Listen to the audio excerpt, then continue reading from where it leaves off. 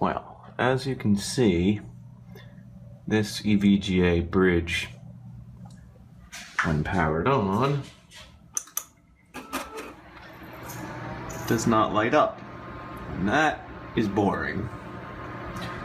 So we're going to have to find a way to get this to run off existing power in the motherboard, probably the 3.3 volt power supply on the ATX connector. But let's take a look and do some testing first. Remove 2 Phillips head screws. Here you can see the connector removed on the left.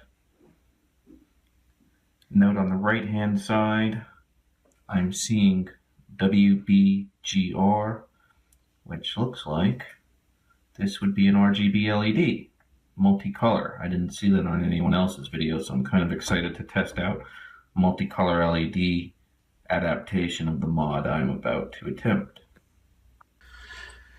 As you can see, this variable power supply is currently running 4.9, approximately 5 volts DC. I tested it with 3.3 volts and it wasn't enough to illuminate. I verified that the orange wire is the ground. The other wires are indicative of the color: red, green, blue, and white. So if I do orange and red, you'll see you get red. If you do orange,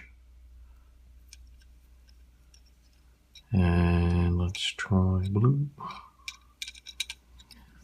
you should get blue.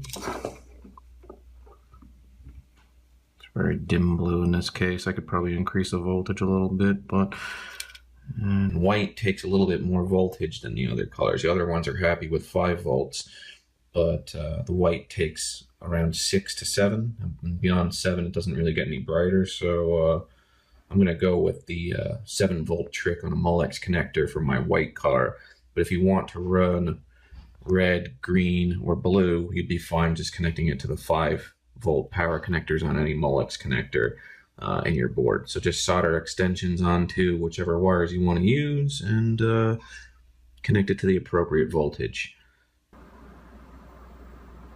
And there it is, the EVGA bridge running with a white LED off 7 volts off of a Molex connector, combining the yellow wire and red wire, 12 volts and 5 volts to make 7 for the white LEDs. Any other color, 5 volts is just fine. Just bridge the appropriate wires.